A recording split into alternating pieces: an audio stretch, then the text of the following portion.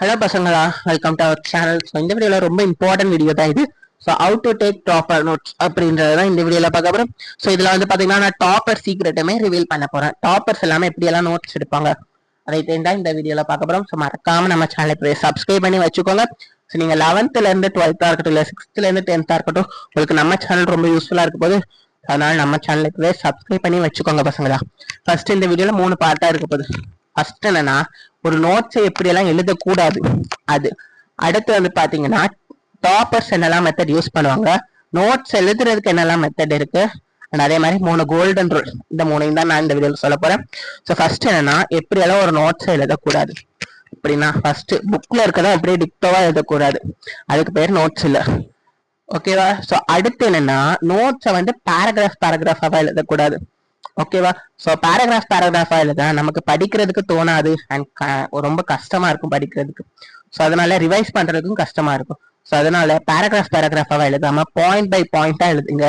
இல்ல mind map போட்டு மாதிரி எழுதலாம், டிராயிங் மாதிரி வரைஞ்சி அந்த டிராயிங்ல இருந்து எக்ஸ்பிளைன் பண்ற மாதிரி கூட எழுதலாம். ஓகேவா? என்னோட சஜஷன் என்னன்னா, பாயிண்டா இல்லைன்னா மைண்ட் மேப் போட்டு கூட எழுதலாம். ஓகேவா? அண்ட் நிறைய பேர் என்னெல்லாம் மெத்தட்ல நோட்ஸ் எழுதுவாங்க அப்படின்னா, ரன்னிங் நோட்ஸ் எழுதுவாங்க. ஸ்கூல்ல உங்க டீச்சர் வந்து பாடம் நடத்திட்டு இருக்கிறப்போ, டீச்சிங் பண்ணிக்கிட்டு இருக்கிறப்போ, அப்ப வந்து நிறைய பேர் ரன்னிங் நோட்ஸ் எழுதுவாங்க. அதுவுமே குட் தான்.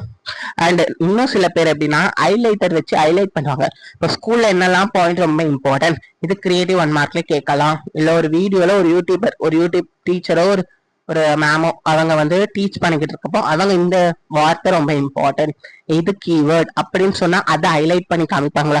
ஸோ நீங்களும் அதை ஹைலைட்டர் வச்சு உங்களோட நோட்ஸ்லயோ இல்லை உங்க புக்லயோ ஹைலைட் பண்ணி வச்சீங்கன்னா அப்படி கூட ஹைலைட்டர் வச்சு யூஸ் பண்ணலாம். அதுவும் நோட்ஸ் தான். இன்னும் சில பேர் எப்படின்னா ஸ்டிக்கி நோட்ஸ் மெயின்டைன் பண்ணுவாங்க. ஸ்டிக்கி நோட்ஸ்னா ஒவ்வொரு லெசனுக்கும் மேல ஒரு சின்னதா கலர் பேப்பர்ல இருக்கும். ஸோ அதை வந்து பின் பண்ணிட்டு அதுல கூட இம்பார்ட்டன்ட் வேர்ட்ஸ் அதெல்லாமே நோட்ஸா எடுத்து வச்சுப்பாங்க. ஓகேவா? ஸோ நீங்க எப்படி எழுதினாலும் பரவாயில்ல, பட் நோட்ஸ் எழுதுறது ரொம்ப இம்பார்ட்டன்ட்.